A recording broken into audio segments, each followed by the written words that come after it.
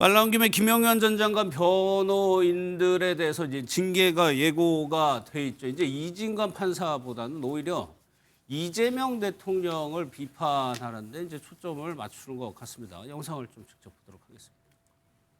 이재명 대통령은 최근 사법부와 법관을 상대로 행해지고 있는 일부 변호사들의 노골적인 인신 공격과 검사들의 재판 방해 행위에 강한 우려와 유감을 표명했습니다. 법관에 대한 모독은 사법 질서와 헌정에 대한 부정 행위이기에 공직자인 검사들의 집단 퇴정과 같은 법정 질서를 해치는 행위들에 대해 법과 원칙에 따라 신속하고 엄정한 감찰과 수사를 진행할 것을 지시했습니다. 판사 이진관이나 법원 행정처장 천대엽은 상대할 필요가 없다. 이제 우리 변호인단은 우리 김영현 장관은 이제 호소인, 이재명 호소인만 상대할 것이다. 전선이 좀 명확해졌죠. 글쎄요, 전선이 명확해졌다고 표현을 했지만은 왜 이재명 대통령을 공격에 나섰을까요? 이분들의 목적 자체가 네. 변호인으로서 김용현 전 장관을 변호하고 무죄 판결을 받으려는 게 아니라 제가 봤을 땐 다분히 정치적인 목적이 있었던 것이고 내란 재판부와 이진관 판사에게 여러 가지 도발적 행위와 그리고 비하적인 말들, 비난들을 해서 어느 정도 소기의 성과를 거둬서 유튜브에서 많은 그런 돈을 걷어들이고 네. 유명세도 얻고 여러 지지층까지 한꺼번에 얻는 예. 그러한 효과를 거뒀다고 내부적으로 판단하고 이제는 재판부를 상대로 더 이상 모욕 활동을 할 경우 실제로 본인들이 감치될 수도 있고 예. 그리고 변호사 자격까지 정지될 수 있기 때문에 득보다는 실이 크다. 이 사람 내가 거둘 수 있는 것은 다 거뒀다. 이런 판단을 한 것 같고 이제는 본격적으로 이재명 대통령을 모욕하면서 지지층한테 호소하고 더 큰 판을 벌이고 있는 게 아닌가 그런 생각이 들고요. 아 저런 모습들이 정말 국민의힘이나 예. 보수 지지층의 어떤 소구할 수 있는 것인지에 대해서 저희는 많은 의문을 가지고 있습니다. 저런 예. 방식으로 해서 돈을 벌어들이고 어떤 특정 계층의 지지를 받고 계속 혐오와 공권력에 대한 저러한 비하적인 발언 예. 저는 좀 지양해야 되지 않을까 싶고 이번에 법정 모욕 관련해서는 좀 엄중하게 처리해야 되지 않나 그리고 대한변협에서도 좀 적극적으로 개입해야 된다고 생각합니다. 예. 그러면서 이재명 대통령을 뭐라고 호칭을 했냐면 대통령 호소인이라고 표현을 했어요. 이 얘기는 부정선거하고 또 일맥상통하는 대목이 있는 거잖아요. 저는 저 두 분에 대한 발언은 크게 의미를 둘 필요가 없다고 봐요. 지금 좀 예. 전에 우리 김 대변인께서는 이제 국민의힘에 그렇게 과연 속으로 있겠냐는데 저분들이 국민의힘하고 상관없는 분들이고 예. 김영현 전 장관의 그냥 변호인단이죠. 변호인단인데 사실 저는 이 부분을 좀 엄격하게 다루는 게 맞다고 봐요. 왜냐하면 오히려 이런 분들이 보수의 확장성을 제거하고 있는 겁니다. 지금 예. 국민의 어쨌든 선택을 받아 뽑힌 대통령을 가지고 대통령 호소인이라고 부른다고 극렬 지지층도 좋아하진 않을 거예요. 왜냐하면 우리가 불가역이라고 하는 게 있지 않습니까? 되돌릴 수 없는 상황. 다 그것이 우리 국민들의 선택과 주권의 선택으로 이루어진 이 상황을 가지고 호소인이라고 표현을 쓰면은 슈퍼챗이야 받을 수 있겠지만 예. 과연 그게 본보수 진영의 어떤 그런 확장성을 갖겠습니까? 예. 그런 측면에서 저는 이분들이 정말 재판에만 집중하든지 아니면은 재판 질서를 어지럽힌 이유로 정확한 저는 처벌을 받았으면 좋겠어요. 예. 그래야지 오히려 이 정말 김용현 혹은 이제 지금 이 내란 주요 혐의로 재판받고 있는 사람들의 권익도 저는 향상이 된다고 보는 거예요. 이분들이 이렇게 함으로써 저는 오히려 재판부를 불을 더 자극해서 이분들에게 보이지 않는 불이익이 더 가할 수도 있겠다고 피고인들에게 가할 수도 있다고 보기 때문에 이분들은 도대체 정치라는 건지 변론하는 건지 돈벌이 하는 건지 그걸 모르겠어요. 아니 이 정도 되면은 본격적으로 정치 행동을 하겠다는 거 아닙니까? 정치 행동- 김용현 전 장관 변호인이잖아요. 근데 국민의힘에서 공천 줍니까 그렇다고?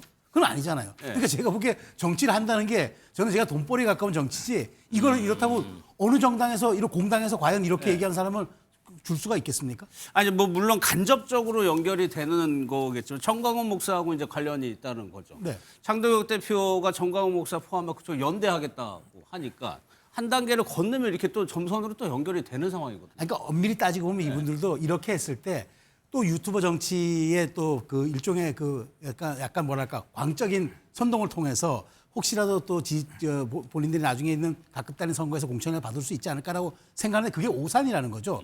제가 보기에 이제 유튜브 정치의 폐해도 어느 정도 드러나 있는 상태고 예. 이분들의 이런 것들이 결국에는 변호인단에 자기 소명을 다하지 못하는데 정치에서 그럼 자기 소명을 다할 수 있겠습니까? 저는 그런 측면에서 이분들은 오히려 지금 망상을 꾸고 있는 거라고 생각합니다. 국민의힘 안에는 공간이 없다. 공간이 없어요. 예. 네. 뭐 이제 징계 얘기 나오고 고발에 몰리니까 그 영상은 또 바로 삭제했다고 하는데 윤기천 변호사 그렇다면 이제 징계에 나설 거 아니에요? 어느 정도 실제로 징계가 가능하고 어느 정도나 좀 지금 일단 그 서울변호에서 이제 직권회부했다고 나오더라고요. 예. 그러니까 징계 절차는 개시가 될 건데 문제는 뭐냐면 일단 법조 삼륜이 너무 무너지고 있다는 생각이 들어요. 변호인이 저 부분은 본인의 생각을 떠나서 직업윤리라는 게 있는 거고 그 직업윤리의 핵심은 의뢰인의 이익을 위한 것인데 지금 의뢰인의 이익을 위해서 이렇게 하는 것이 맞느냐 이건 터무니없거든요. 예. 근데 또 하나는 이 대통령께서도 사실 빌미를 준 부분은 있어요. 이게 이미 이 이진관 부장에 의해서 본인이 이제 그 이 구류처분 소위 구류처분을 받고 그다음에 이런 문제가 제기된 이후에 서울 경찰청이 수사를 이미 들어갔거든요. 예. 그런데 대통령께서 이거 이 변호사들 수사하고 그다음에 법정에서 퇴정한 기피 신청한 이후에 퇴정한 검사들 감찰해라 이런 지시를 하셨잖아요. 이 부분이 잘못된 거죠. 왜 이거 지시를 왜 하십니까? 이미 하고 있는데. 그러니까 변호사들 입장에서 그 이하상 변호사 입장에서 보면 빌미가 생긴 거죠. 그러니까 예. 전선이 대통령과 본인과 이렇게 전선을 할 수 있는 대통령께서 빌미를 주신 거예요.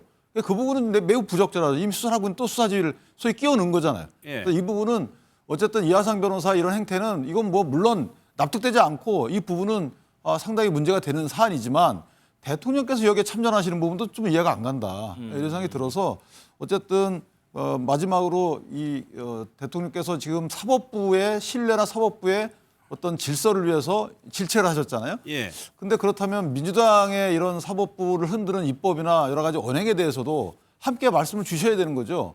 그러니까 왜 갑자기 지금에 와서 뜬금없이 사법부 신뢰를 위해서 그런 말씀을 하시지? 왜 참전하시지? 이런 의문이 드니까 이하상 그 변호사 입장에서도 공간이 생긴 거죠, 본인이. 예. 그러니까 들어갈 공간을 대통령께서 오히려 마련해 주신 게 아닌가라는 어색함이 좀 있어요. 김종국 부원장께서는 어떻게 생각하세요? 굳이 대통령이 뭐 언급할 필요가 있었을까라는 거에 아니, 대해서. 이런 일이 생길 수 있나요? 대한민국에서 예를 들면 변호인단이 그 재판장에 대해서 욕설을 아무리 외부지만 유튜브에서 하고 현장에서 재판장이 하지 말라고 제지함에도 불구하고 끊임없이 얘기를 하는 상황들 이게 한 번이 아닙니다. 지금 공개되기 이전에 김영현 재판정 같은 경우는 제가 저번 시간에 말씀드렸습니다만 예, 예. 엄청나게 난리가 나는 상황이었어요. 그러니까 재판을 할 수 없는 지점까지 만든 상황입니다. 그게 공개 재판이 되는데도 불구하고 저렇게 하고 있다라고 얘기하는 거에 대해서 누구든 그 부분에 대해서 일반론적으로 얘기할 수 있는 것이라고 생각이 들고 대통령도 상권 분립이라는 차원에서 사법부의 독립도, 행정부의 독립도, 입법의 독립도 다 필요한 건데 그것들을 깨는 행위들이 벌어지고 있다라고 하는 측면에서 저는 일반론적인 얘기는 충분히 할 수 있다라는 생각이 들고요. 예. 또 저런 행위를 하는데 저는 국민의힘이 좀 빌미를 줬다고 생각을 해요. 예를 들면 방통위 부위원장을 했던 김태호 부위원장 같은 경우 실제로 입당을 해가지고 지금 울산 남구갑인가요? 여기 조직위원장이 됐습니다. 그러니까 외부에서 저렇게 예를 들면 저런 행동을 벌이게 되면 예. 말씀하신 것처럼 아주 말도 안 되는 행동을 했을 때는 그런 사람을 우리의 조직위원장으로 뽑지 말아야 된다는 기준이 있어야 되는 건데 그런 행위를 해도 들어오면 조직위원장으로 임명을 해요. 예. 전환기 씨 같은 경우도 입당을 했어요. 논란이 많았습니다만 그 문제에 대해서 뭔가 논란이 있었습니다만 그대로 그냥 진행되는 상황입니다. 이런 일들이 벌어지니까 오히려 저런 행위를 하는 것 자체가 자기의 정치적인 볼륨을 키울 수 있는 것이고 내가 이 공간에서 가장 잘 싸우는 사람이라는 모습을 보이는 행태들을 보여주고 있는 것이죠. 그러니까 저는 이런 행동 하나하나가 정치화되고 있다는 측면에서 이 정치화를 내가 잘하면 내가 어느 자리에 가서 국회의원직을 가질 수도 있겠구나라고 하는 생각들을 만들어내는 예. 고리들이 연결되는 측면들이 있는 것 같고요. 또 하나는 이재명 대통령에 대한 공격으로 한정하는 이유는 제 느낌에는 추정입니다만 저는 김영현 전 장관 같은 경우도 좀 황당했을 것 같아요. 하나의 장면이 있잖아요. 이제 그만 좀 하라고 옆에. 네, 변호인단이 얘기하니까 계속 이렇게 행동을 하면 가장 피해를 볼 사람이 누굽니까? 김 장관이죠. 그렇죠. 김영현 전 장관이죠. 그러니까 이걸 만류를 하는 상황이고 제발 좀 그만 좀 해라. 이걸 당신들이 계속 하게 되면 당신들이 어쩔지 모르겠습니다만 나는 나중에 큰 예를 들면 형량 자체가 높아갈 수가 있다는 생각을 하는 것 같고 그래서 아마 그 과정에서 타겟을 이재명 대통령 또는 민주당 이게 타겟팅을 한 거라는 생각이 들어서 저는 이제 진짜 그야말로 정치 재판이 돼가고 있다. 법리 다툼을 벌이는 게 아니다 이런 생각이 들어서 예. 진짜 가장 안 좋은 재판정을 지금 저 사람들이 지금 보여주고 있다 이 생각이 듭니다. 네. 그 사법부가 최근 1년 동안 여러 가지 정치적인 사건에 휘말리다 보니까 사실은 여야 지지층으로부터 많은 지금 공격을 당했습니다. 그런데 만약에 이하상 변호사 같은 저런 극단적인 언행과 행동을 방치했을 때 어떤 일이 벌어질까? 최악의 경우 서부지방법원 폭력 약탈 소요 사태가 또 일어날 수가 있습니다. 그러면 국정을 책임지고 있는 대통령으로서 이 부분 관련해서 명확한 선을 그어줄 필요가 있다. 더 이상 일이 번지지 않게 가이드라인을 제시할 뿐이었고 저는 이 부분 관련해서 정치적인 득실로 따지면 이하상 변호사 같은가 같이 이렇게 얽히는 게 좋습니까? 좋지는 않습니다. 다만 대통령으로서 해야 할 건 해야 된다고 생각합니다. 알겠습니다. 용찬 부장님. 아니 그 의문의 김태규 전 방통위부 위원장의 의문의 일패를 한 것 같아서 그분이 이하상 변호사하고 비교할 건 아닌 것 같고요. 뭐 물론 정부의 쓴소리도 많이 하고 뭐 갈등을 빚었지만 저런 양태, 저런 행태하고는 전혀 차원이 다르죠. 그래서 예. 그 부분 제가 의문의 일패를 좀 해소시켜 드립니다. 예. 아니 뭐 의문의 풀 말씀드린 게 아니라 아까 말씀하시는 게 국민의힘 소속이 아니지 않느냐 말씀하시길래 국민의힘 외부에 있다고 하더라도 소위 예를 들면 이재명 정부랑 잘 싸우는 모습을 보이면 그 행태가 어떠하다고 하더라도 자기의 선수로 영입을 하는 과정이 있으니까 이하상 변호사 같은 경우도 저희들은 절대 인정할 수 없습니다만 국민의힘도 인정 못하겠습니다만 어느 순간 상황이 돼서 끌고 올 수도 있지 않을까라는 우려를 그럴 리 없어요. 우려에 대한 말씀을 드리는 거예요. 우려입니다. 우려 이건 우려. 예. 뭐 두 분이 대표하는 건 아니지만 잘 아시는 분들이 그렇다고 얘기하니까 그렇게 하고 넘어가도록 하겠습니다.